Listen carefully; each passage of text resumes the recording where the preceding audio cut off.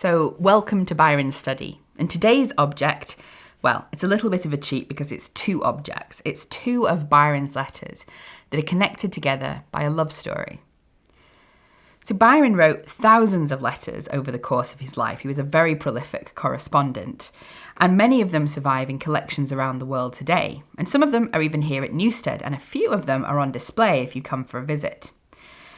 They tell us a lot about Byron's private and professional life, although it's always worth remembering that particularly after 1812 and the sudden success that Childe Harold brought him, he's writing in the understanding that many of these letters will also be shared publicly. However, the two letters that I'm talking about today are quite private and from an earlier period.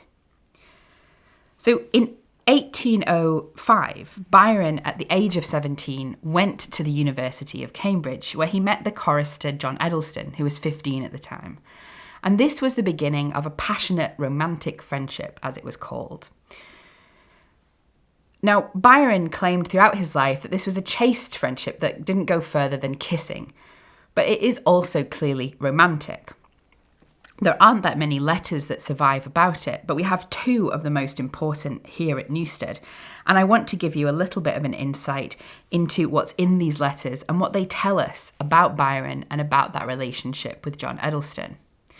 Now, the first of these letters here was written from Trinity College, Cambridge in 1807, when Byron was 19, and it was directed to his childhood friend Eliza Pigott, and we can see here the address and the seal. Eliza Pigott was one of the friends that he made as a teenager when living in Southall, because we must remember that during his minority or until he came of age, Byron was renting out Newstead, so he wasn't based here. In the letter, he details his relationship with John Edleston and expresses his sorrow that at this point they have to part.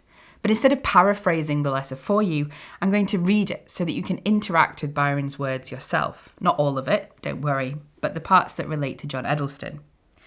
So he starts talking about Edelston here. He says, "I write with a bottle of claret in my head and tears in my eyes, for I have just parted from my Cornelian, who spent the evening with me. As it was our last interview, I postponed my engagements and devoted the hours of the Sabbath to friendship. Edelston and I have parted for the present, and my mind is a chaos of hope and sorrow." So Byron refers to Edelston as his Cornelian, a sort of code name for him, which refers to a gift that Edelston gave him of a red cornelian or a red gem heart.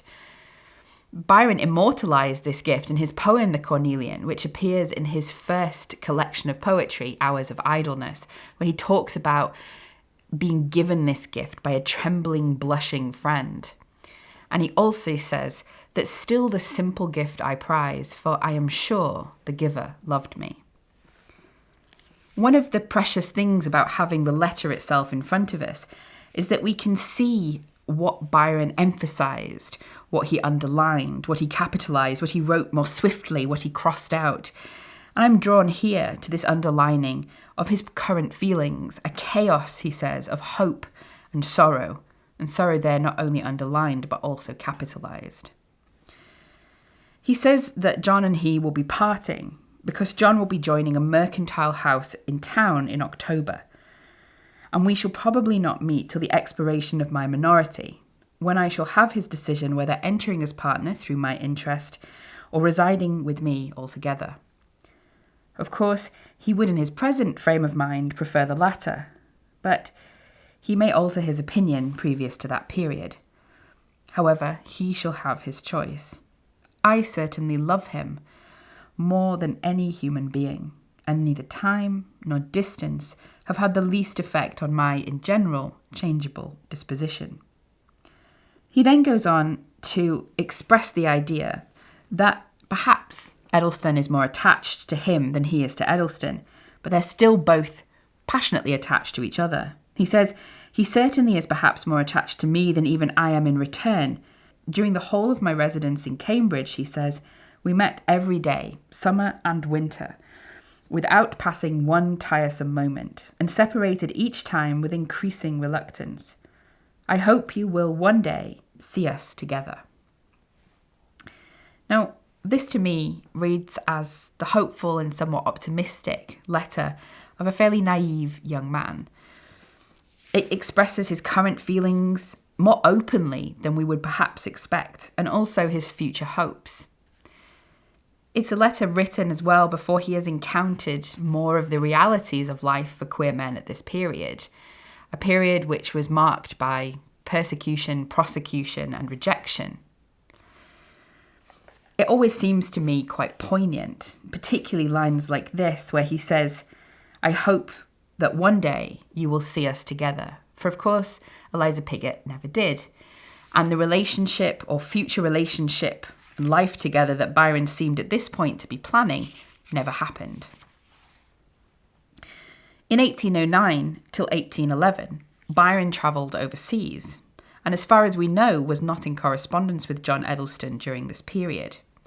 When he returned in 1811, it was to a succession of death of friends and family, including the death of his mother. And then in October 1811, he learnt of the death of John Edleston 5 months previously.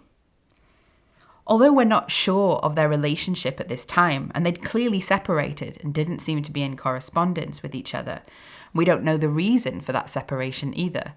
It's clear that Byron experienced grief at this point.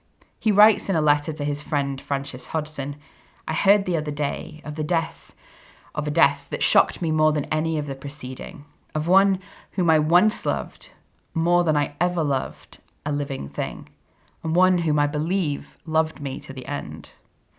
He also expressed his grief in a number of poems that are commonly known as the Thirza poems. At the end of the poem To Thirza, he expresses himself quite beautifully, saying, "Thy love on earth was such to me, it fain would form my hope in heaven."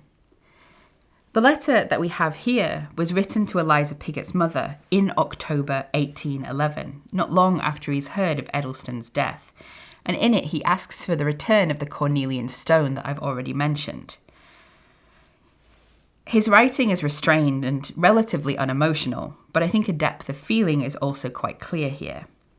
He starts by saying, "Dear Madam, I'm about to write to you on a silly subject, and yet I cannot well do otherwise.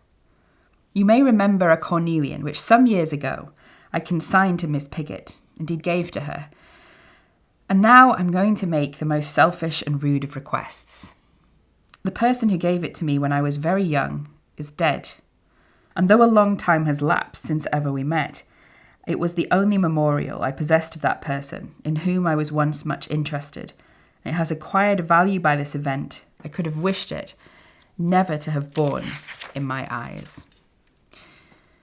So he's a lot more circumspect in this letter than in the other, and as I've mentioned, his emotions are quite restrained, something that is echoed in a lot of his letters around this time, although he recurs to the subject of Edelston's death over and over again.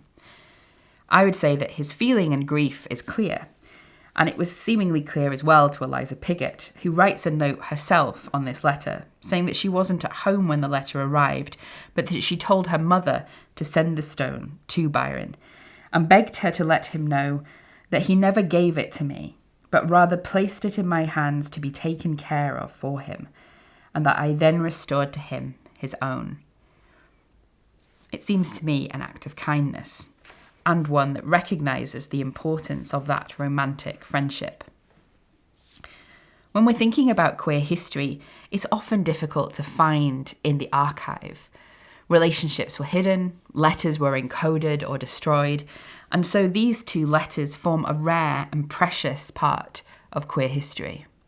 These letters are from Byron's early life and give us an insight into his early relationships, feelings, and understandings of the world.